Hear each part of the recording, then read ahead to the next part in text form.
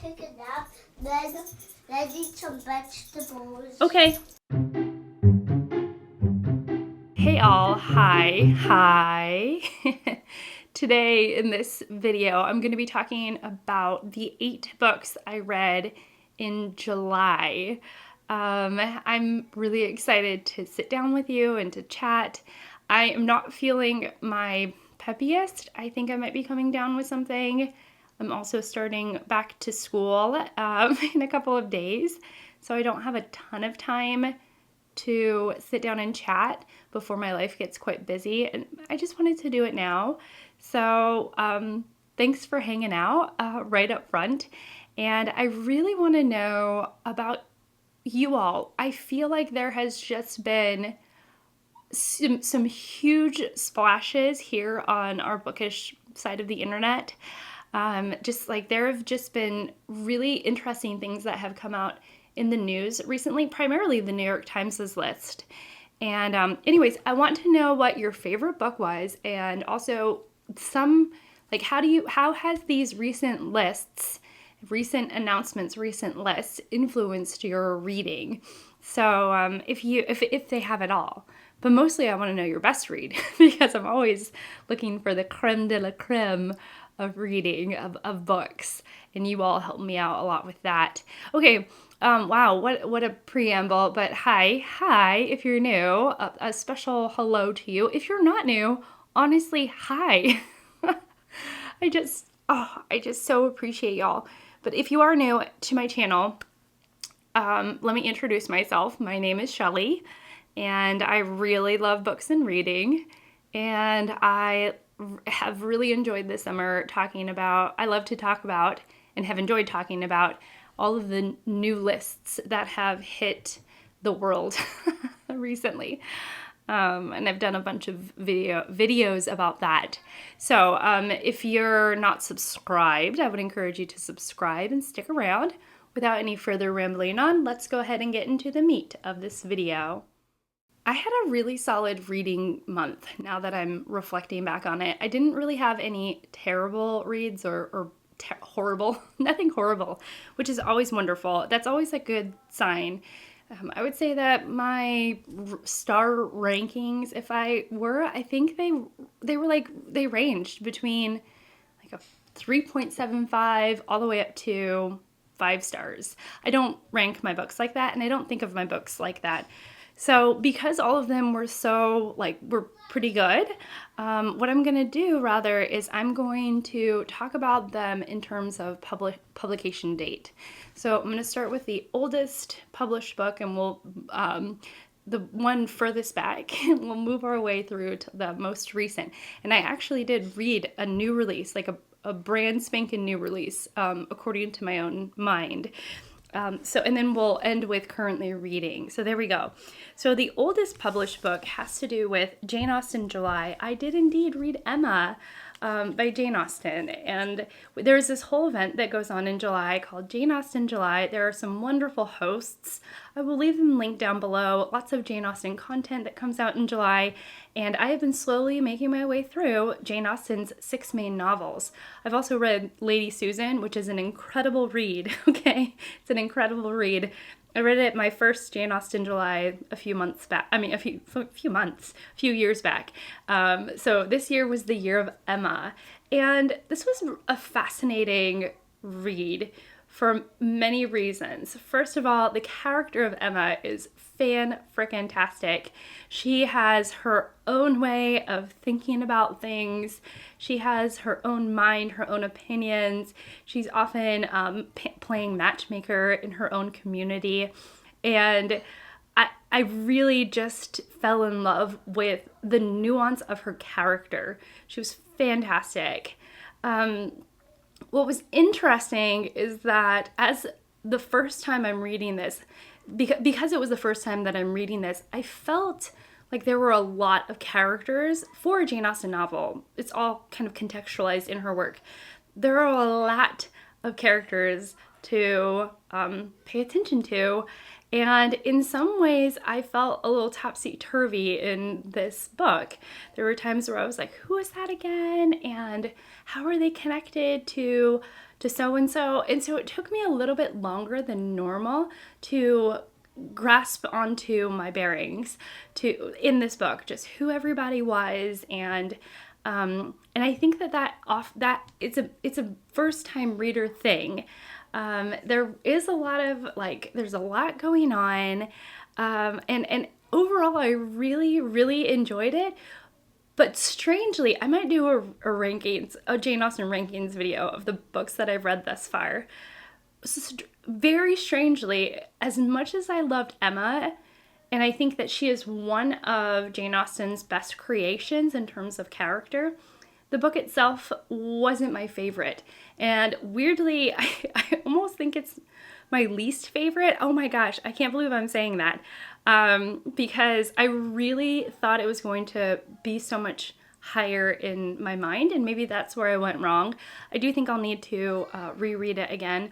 But I've read Persuasion, which I thought was so good. Just such a beautifully rendered novel, and the most emotional of Jane Austen's work. Pride and Prejudice is just it's a perfect book, y'all. It is Jane Austen at her best, I think, overall. The most effective overall. And then I've read Northanger Abbey twice now. I've read Pride and Prejudice twice as well. Not that that matters, but you see different things when you've gone through them a couple of times. And Northanger Abbey is satirical, and so you're getting this funny side to Jane Austen that I think is a little bit sharper than in some of her other books. And then we have Emma, and the thing that stands out in this book is the character and of Emma. She's fabulous. Just such a woman figuring herself out and making her way through the world and fumbling her way through it. And Emma's father is quite the character with a capital C. Just some really great people in this book. However, it's like the character shined, but the plot did not, at least for me. So weirdly, just in terms of Jane Austen reads, it kind of is landing, partly because I just like the other books more. It's landing at the bottom, which is really interesting. So, okay, I'm going to stop rambling about Jane Austen. I really thought this was a fascinating book, and I'm so glad to have read it. And I really think it'll take a reread for me to figure out what about it, to really clarify some of my thoughts on it, okay? And maybe it won't rank bottom if I reread it. Okay, so rank at the bottom if I reread it, rather. Oh my gosh, okay, wow, I have just rambled and rambled and rambled about Jane Austen. So, let's go to the next book. Emma was my only classic that I read this month. And then we go all the way to 1992. That was my next oldest book. And it is Robert Harris's Fatherland. Robert Harris is known for his historical fiction work. Historical fiction junkies will know of Robert Harris. And this is my first book by him. Fatherland is the story of an alternative, it's speculative or alternative history kind of book, set, I think in the 1960s about, when we're imagining a world in which Germany won World War II. Germany and Japan won World War II. So we enter this story with a murder mystery. Somebody was murdered, and we slowly find out through this main character who's an officer in this alternative world. He is a German, and he works for the Führer. I mean, not directly, but in the fact that he has a government job, he works for the Führer. And he is very curious about this murder, and he starts to kind of follow his nose and to see where it will lead. And what's really interesting about the book, and really about Robert Harris's writing, is that he's not rushing through. He doesn't just info dump on the reader about the world and about this weird, almost unsettling feeling if World War II was won by the other side, and America's relationship with the Germans too. But anyway, my point is that he doesn't info dump. It's slowly as we realized with the main character that this murder is more than just a murder, that it's far more complex and political, that very, very slowly we start to see the bigger picture, this world is like. In this world, there's this huge celebration of the Pharaoh's birthday.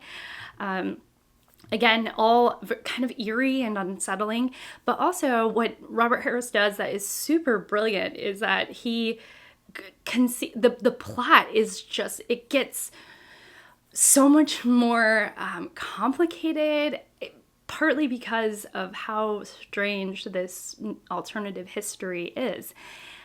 So it's like, it just ends up being so much bigger. We just enter the story with a single murder, and I mean, all of a sudden we're in this like topsy-turvy, weird, eerie, kind of odd world that is so much ickier and more unsettling than I would have thought. And then meanwhile, the plot thickens, and then it thickens again, and then it thickens again. And in a lot of ways, it took me to places that I thought were far more brilliant than I would have thought at the beginning of the book.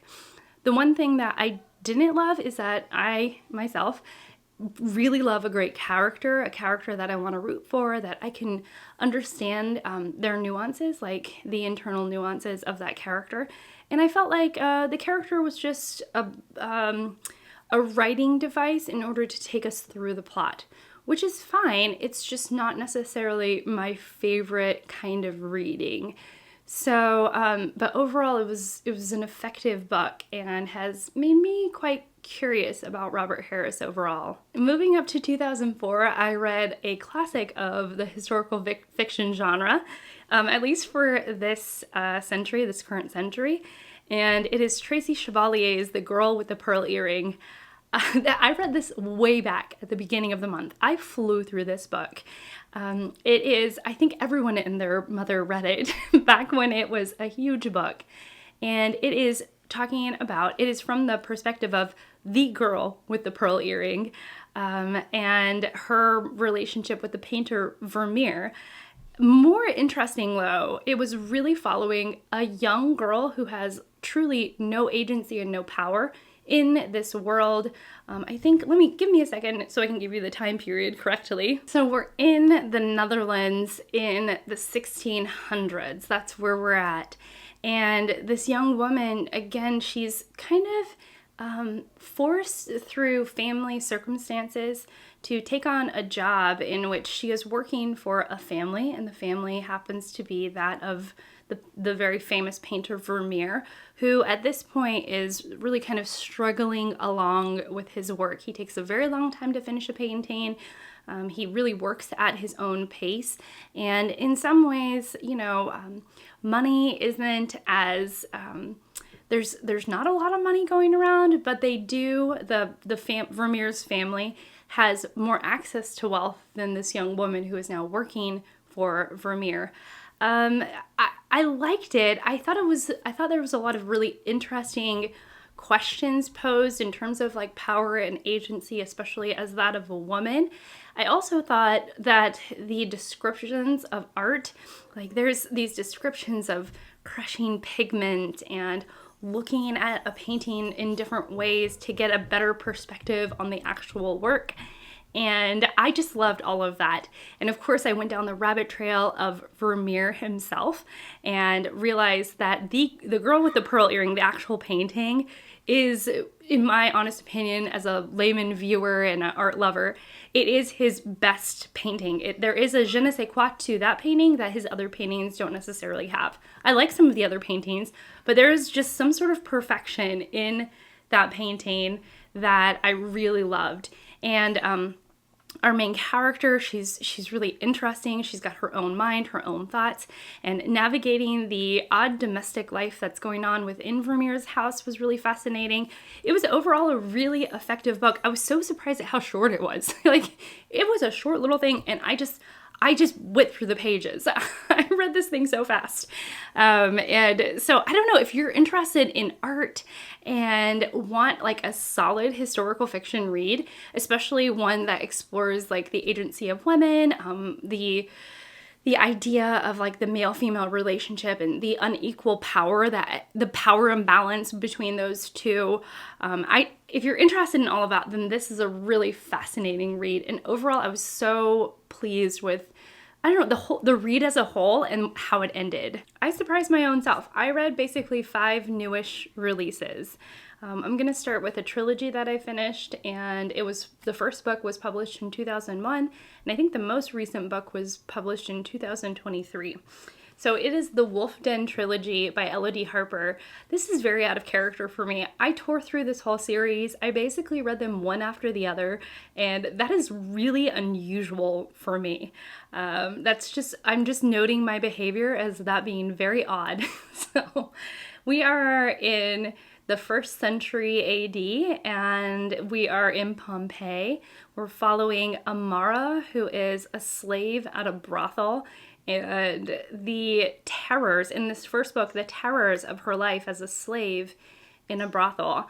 And what was really interesting was this first book was the most gritty. Okay, there is so much in this. And also gritty in terms of like Harper's writing. There was some things that were clunky, there were some pacing oddities, but in a weird way, I could see like her spirit in this first book, Elodie Harper's spirit in this first book, that like she was trying to write something, and you could kind of like feel her, just in the way that she was writing, you were watching her figure it out. And so this is the most perilous book as well, because Amara, she's in the brothel, and she has her other friends who are also slaves in the brothel, and it's really about survival. It is about the terror of everyday survival. Again, it's touching on some of my favorite themes, which is considering the power imbalance between male and females. And of course, they have like the least amount of power, especially considering their situation, their position in Pompeii at this time. They're like the lowest rung of the ladder, quite literally. But that creates Elodie Harper uses that situation to create a lot of anxiety within the book. Truly, like the women have to travel in groups, in packs. Like they have to eat in groups. You don't want to go anywhere alone. Men are paying for a service, and they really don't have any option but to relent, to give up their bodies over and over again. And I just rooted so tremendously for Amara in this book. And really the whole series is about how Amara rises in the ranks and how she does that. And so interestingly, the writing gets better and better. Elodie Harper figures it out. Her plotting gets better. Her language gets better. This is like the most gritty of the trilogy. And in the following book, I'm trying to think about how to say it without spoiling anything, but things are a little bit less perilous. The first book is almost like you could read it standing alone.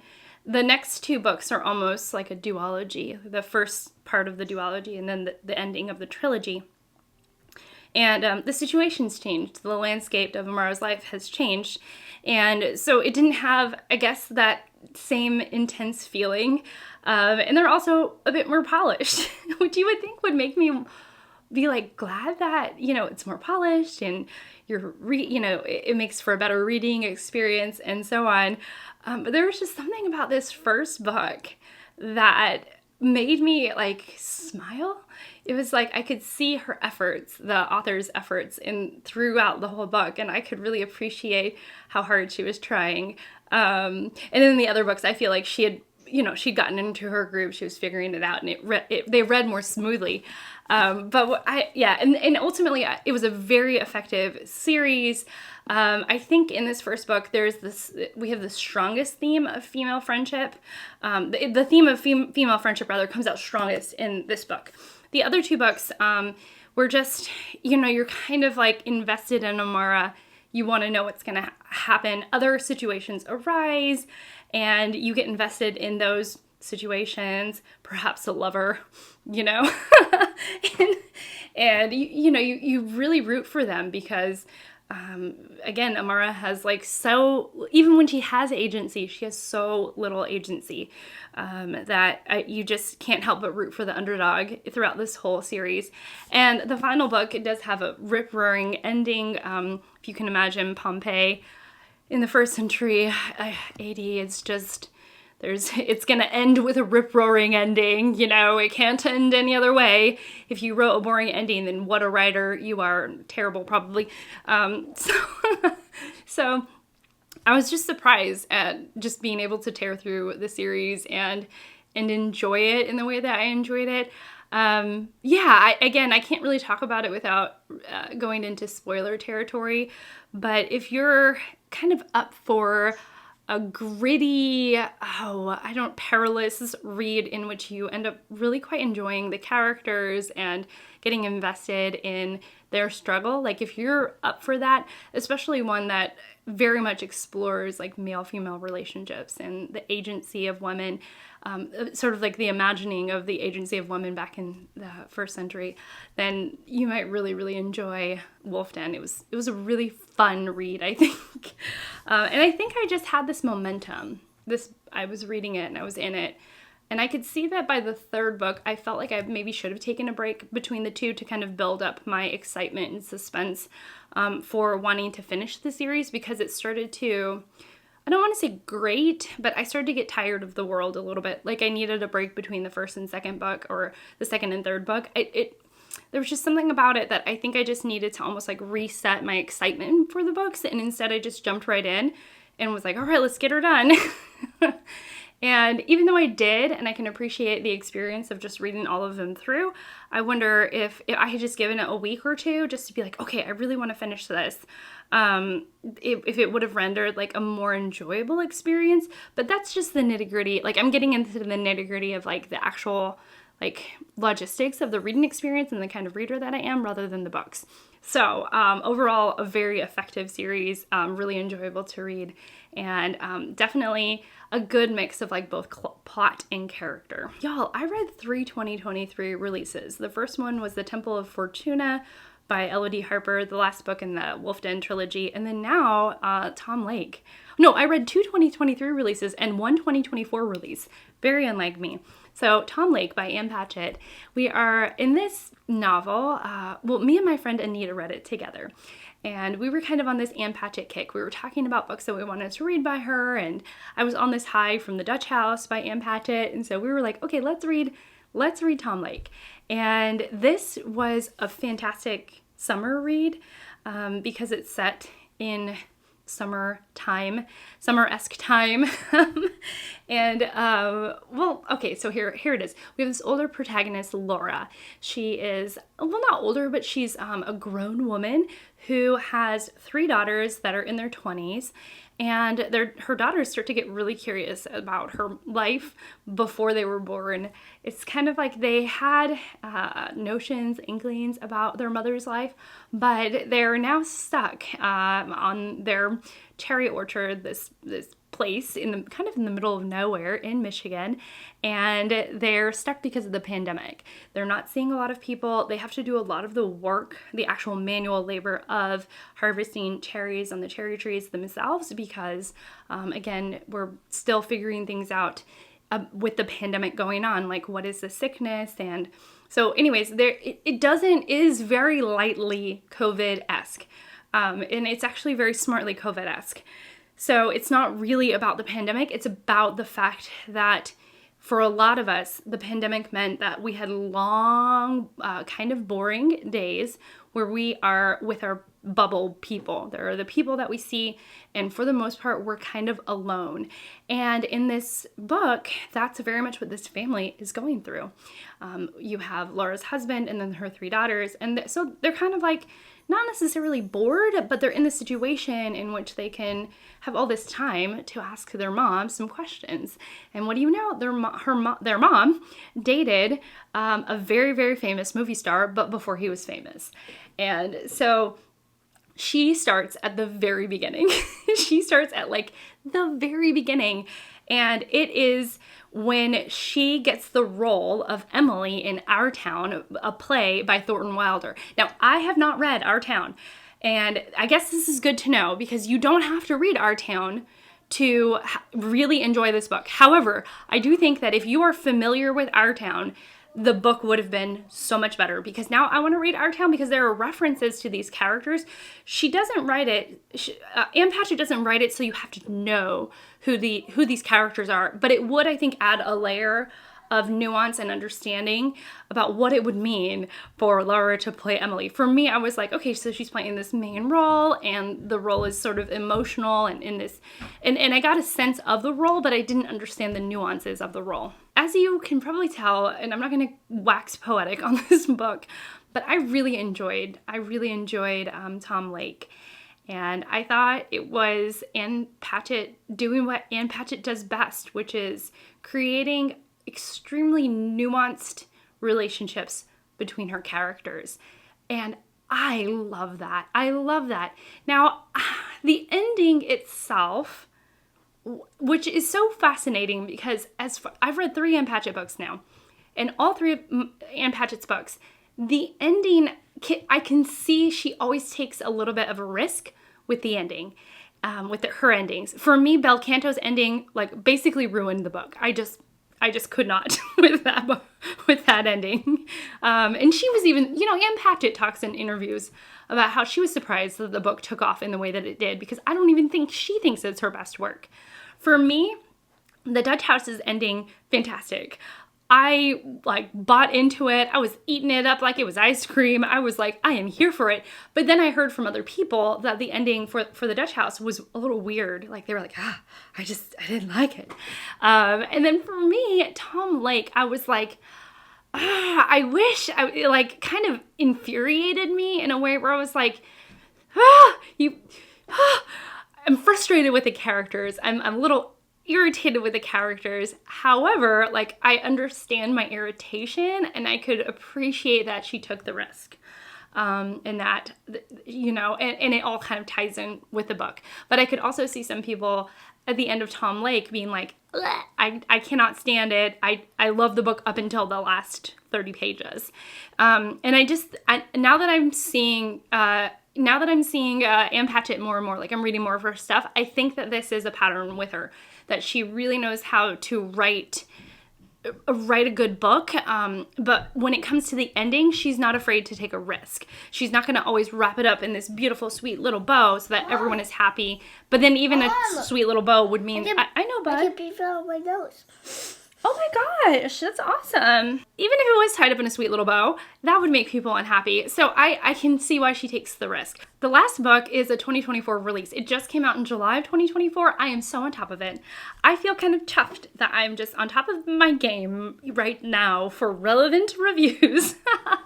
Okay, so this is, I read this with my friend Anita. We were chatting back and forth, and we were like, let's do it. Let's read it. It's supposed to be a page turner, summer read. Let's go for it.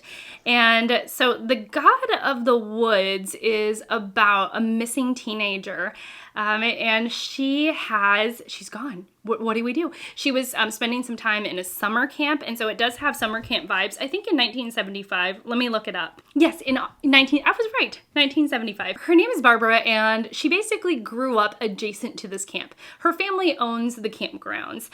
This summer bougie youth summer camp vibes going on. And the weird thing is that Barbara's brother disappeared 14 years before, or 13 years before, or 12 years before Barbara was born, and now Barbara has disappeared. And so we were like, oh my goodness, is there a connection? Do we have somebody who's out for the family? What is happening? What is happening? And so we realized that her family, owns this camp, and she was sort of sent there because she's a little bit of a rebellious kid. She's a bit of a punk, in the best sense of the word. She's someone that I would want to be friends with, and somebody that my husband would have wanted to be friends with when he was in high school. But, you know, at the time, 1975, punkness kind of had this vibe, and, you know, she definitely had the chip on her shoulder towards her parents kind of thing. And so they kind of send her off to this summer camp, and we see how it goes. It's told in a dual timeline, multiple perspectives, not even dual. There's like all these different timelines going on. Liz Moore keeps it very concise and very clear in that at the top of every chapter, she tells you what time period you're in. And the little boy that had gone missing, Barbara's brother, is named Bear. And so if they're talking about Bear, you're in the past timeline because Bear went missing before Barbara was born. And if you're talking about Barbara, then you're in like the more present, the more the 1975 timeline. And so you have these two timelines, and you have tons of different voices going on. It's kind of a lot, and it was definitely like an ambitious book for Liz Moore. I would say some things worked and some things didn't. I really ended up enjoying the characters, especially the characters that were more connected with the campgrounds and the town. And then you have like this dichotomy of wealth. So you have like the townspeople who are struggling because we're set in the woods of the like we're set in, I think, northern New York, where it's a bit woodsy. And so the town is not a wealthy town, and yet there are wealthy people in the town, and Barbara's from one of the wealthy families of the town. And so you see this divide with wealth and with class. And I just noticed that the people who were a little more down to earth, a little bit more sort of day to day, and didn't have access to this wealth, the more I like them. And Liz Moore definitely created a world in which that was, that was intentional on her part. And then you have this like wealthy family, and their issues and their problems. And so I really liked some of the characters. I really hated some of the characters, which was great. Like you're supposed to dislike some of these characters, and she did a great job making you dislike some of the characters. I will say that some of her writing was a bit clunky, to the point where I was almost, I just like wanted to take a pen out and start like annotating all over about why this was so odd. Especially scenes that were set in the past. The scene, like with Bear, the scenes that were set more in the present, I felt like there was a lot more clarity to Moore's writing, but the scenes set in the past, there was just some clunkiness going on, and I was like, ugh.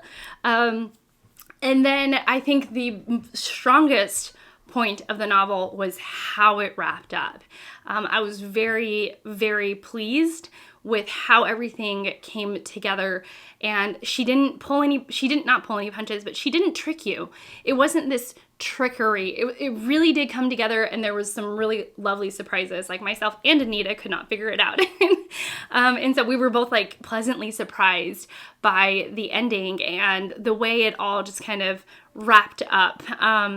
Really fantastic. Just smart plotting. And I really, really enjoyed that. So overall, it was an effective novel, but not a perfect novel. I don't think that it's the best thing since sliced bread, but I do think that if you go in just wanting a page turner, something that I think tiptoes into the gritty, but doesn't push it over the edge. She doesn't traumatize her readers, which I was really appreciative of. But if you want like this page-turning summer mystery that maybe has a little, it's a little clunky in places, but you don't mind, like you just want that page-turning excitement, then this is a fantastic book for you. It was something akin to, in terms of like the page-turnery quality, it reminded me a little bit of like The Girl with the Dragon Tattoo, but with none of the Scandinavian noir grit. No. I can't, like, I love The Girl with the Dragon Tattoo, and I love that series, but I can also see why it's like too gritty for some people. And if that series is like too gritty and you want something a little toned down, then maybe The God of the Woods is good for you. Okay, I'm gonna go. That's it. I've rambled and put myself in a good mood, even though I'm still feeling a little under the weather. But yeah. Thank you all. I still want to know your favorite read. What are you going to pick up? What are you going to pick up? Currently reading. I'll just do this super quickly. I am currently reading A Gentleman in Moscow. What? Because so many of you loved it, and there was just so many comments about people who were like, you'll love the Count, or the reason why the book is so amazing is because of the main character. So I was like, I want to know. I want to experience that. So I started that. I started Tommy Orange's book, There, and that's going pretty well. It's about Indigenous people. It's really about a young kid sort of doing a project in which he films interviews with the Indigenous people of Oakland.